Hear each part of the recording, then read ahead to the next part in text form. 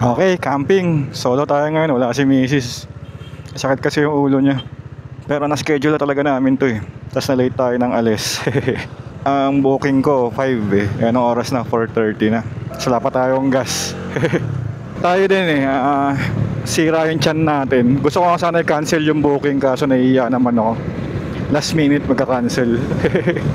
Pero tingin ko okay naman na. Pagka sumakit na naman yung tiyan natin na nandun tayo. Tingnan natin kung pack up tayo. Alam ko naman may CR naman doon. So ang setup natin dapat malapit sa CR. Pinapadiretso ko pero gusto ko kumanan. Kanan na lang tayo. Dito tayo sa Arnaldo. Baka traffic kaya pinapadiretso. Sarado rin. Hindi rin pala tayo pwede dumiretso. Papagas din tayo kaya dito talaga.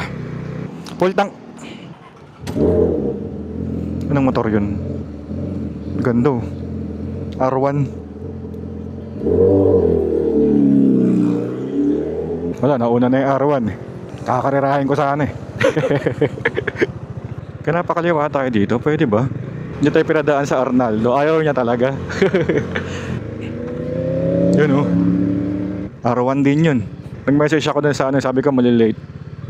Tinanong ko kung hanggang anong oras. Kasi yung unang pinuntahan natin 6 PM lang yung pinaka-late na pwedeng pumasok.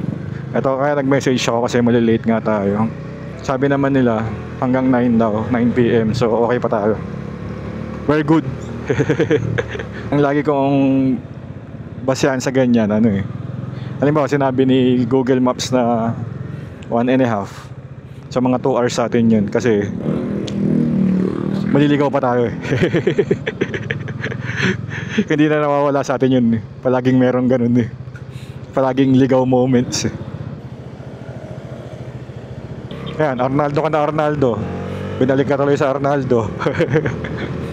Siguro pinaiwas tayo sa traffic dun sa park na yun.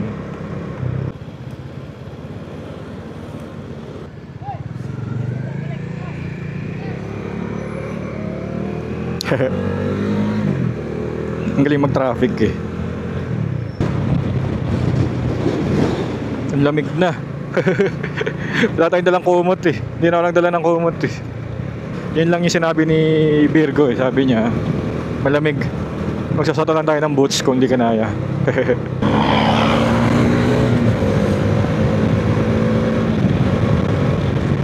Lamig. Ganda no sunset. Hindi pala sunset, may harang eh. May clouds eh. Pero pwede ha. Ganda. Ang ganda sa mata, ang lambot sa mata.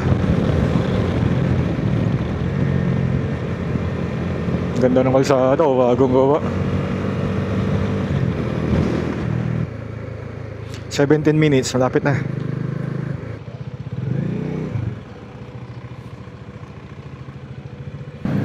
Ang dami pala nila. Ang daming bus. Easy lang tayo dito. Medyo magubat na. Ang tagal ng biyahe natin. Ang bagal kasi natin eh. Wala na, madilim na. Mahirapan na tayo maglagay ng tent. Ang tagal ng biyahe natin oh.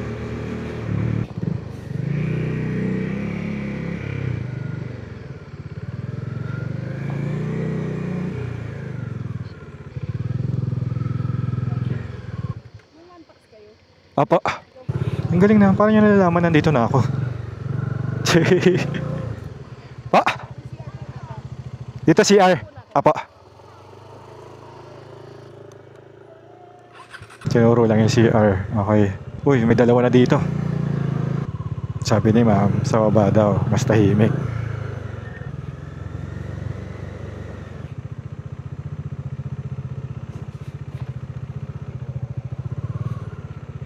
Okay, pwede tayo dito. Ganda rin. Baka dito na lang. Ito yung setup natin. Meron tayong dry bag. Check lang natin yung mga tali natin kung kumalas. Wala. Okay. So ibig sabihin, gagana yan pag dinala ko sa Zambales. Set up muna tayong tent kasi madilim na. Buti may ilaw dito, so doon tayo magsiset up. Tayo ngayon ang pwede ng mga pagkatali natin sa dry bag natin. Andyan yung table, tent. Dahil pansin mo, wala na sa gilid. So yan yung pagkakatali.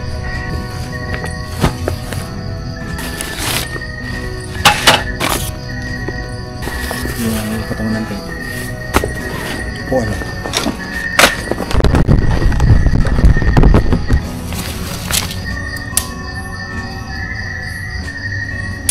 Set up na tayo ng tent. Hindi ko na pinegs yung loob, yung labas na ano na lang pinegs ko. Okay lang kaya. Upuan muna.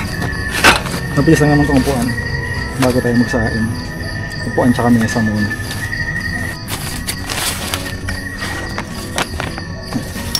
Ano? Isang upuan lang muna dinala natin kasi medyo bulky siya. Tsaka na tayo magpapalit ng upuan yung magaan. Pagka may budget na. Ano, nandito yung chinelas. Yun. Parang ayaw ko na matanggalin ito sa boots kasi yung lamig binawa ko. Pero hindi komportable. Sarap pa rin ito yung chinelas. Okay.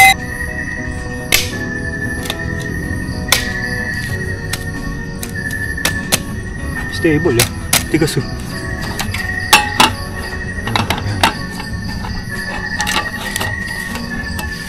Sa adjust siya, dali siya dati. Nice.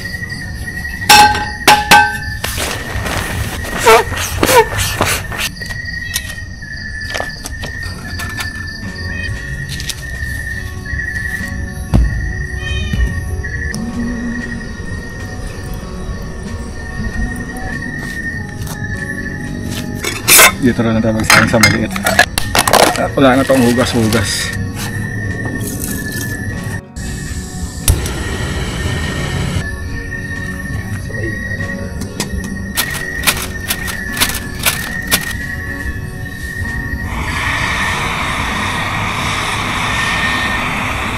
Ba't gano'n lumakas?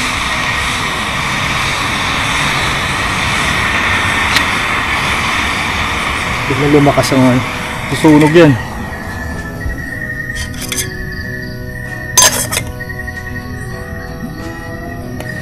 Ano nga natin galawin? Pag ginagalaw ko yung tangke lumalakas. Ito yung breakfast sausage. Sunog na isa. Hindi ko alam yung lasa nito eh. Ihawin na nga rin ako magprito eh. Ito pa, pulutan. Gano si Mrs. kanina nagluto siya ng hipon tsaka puset. Sabi ko pahinga ko konti. Pulutan ko. Ayan. Okay, kain na tayo. Yung kanin natin. Nailaw. Yung ulam natin, lempo. Kita ba? Lempo, hipon, puset. Siyempre, taba muna. Na favorite.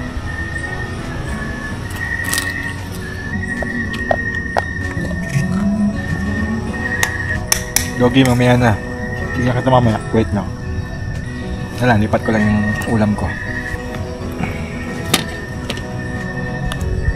Buhusin mo ha. Kasi pag hindi mo inubos, sabi nagkakalat tayo. Maglalagay ka ba ng ano, toyo, pala suka? Hindi na. Huwag na. Hindi na, kung ano mo kainin eh. Alam ko, hindi okay ito, pinapakain yung mga hayop. Kasi masasanay, kaso saan yung bayaso? Ang laki diba? Kasi ang bite niya, nakalahimik lang siya.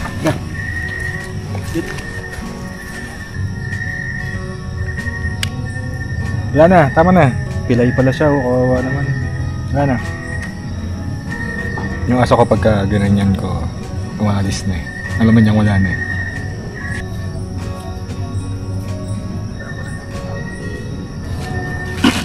Gawa ko lang yung kainan niya. Dalitan tayo. Nagsisindi na tayo ng bonfire. Dapat kita magsisindi. Kaso sabi ni sir,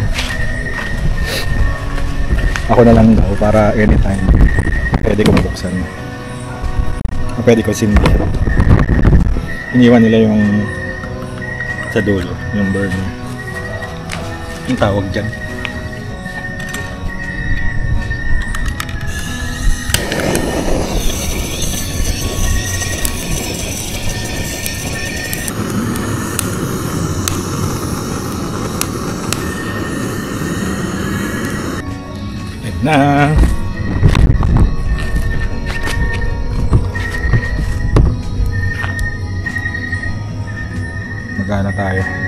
4C. Dapat na ganito yung dala natin, pero diskumpiyado ako na iinom natin lahat eh. Unang-una malayo yung sita. Kaya naman ako umihi dyan. Kita nyo pa rin ba? Yan. Liwanag pa rin pala eh. Oh. Liwanag pa naman sila doon sa taas. Kita nyo pa. Doon ba naroon sa taas? May dumating tayong katabi. So, nabawasan na yung kaba ko. Hindi na ako masyadong takot. Nakaka-relax. Una, natatakot ako. Nung dumating ako, naunahan ako ng takot. Pero nung pagtagal, nung nagluluto na ako, hindi naman.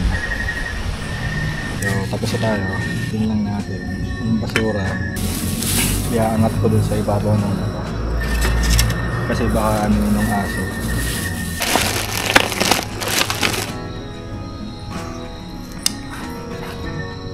$11.28. So, inumin natin ng tubig. So, half liter to. Kailan maubusan ito baga matulog. Para hindi tayo dehydrated bukas. Okay, natutulog na tayo. Isa na itong mga kalat. Yan, nag-iilaw. Hindi baterya yan. AAA, dalawang AAA. Dilim pala. Ito di natin nagagamit. Kasi liwanag kasi nga daming ilaw sa labas. Mamaya na lang yun. Ito 3 hours to eh. Ito 3 hours to. Kaso tingnan nyo, malakas pa din. Hindi kasi natin masyado nagagamit. Malakas pa din. Nakita ko lang to sa ano, sa link ni Teacher Ellie. Nasa baba na natin siya. Tara na natin. Yung upuan mesa, iwan ako na dyan. Bukas tayo ng umaga maligpitin. Pag first time, hindi tayo mga kalat natin. Pag first time, ganito yung tent nyo. Yung pwede iunat yung pinto. I-pegs nyo muna na nakasara. Kasi nung una namin ni Mrs. Pagka pinegs ko na nakabukas, hindi ko na maisara. Natin dalang unan. Pero okay lang yun. Meron naman tayo nito. Kaso pag nakahiga tayo dito, nakatama yung noon natin dito sa baka itiklop na yun, yung ganyan. Abot pa naman yung paa natin pag nakatiklop. Okay, balikan ako kayo pagka bukas na umaga.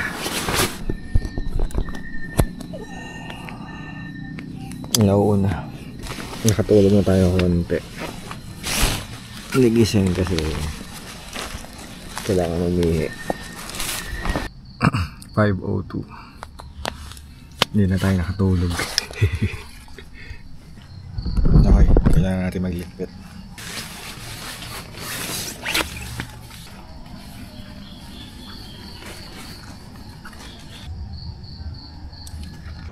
Okay, pauwi tayo.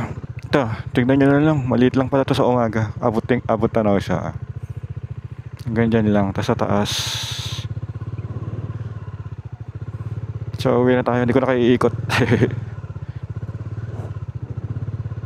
Gubayad po. 335. Ay, tsaka ito po pala. Salamat po.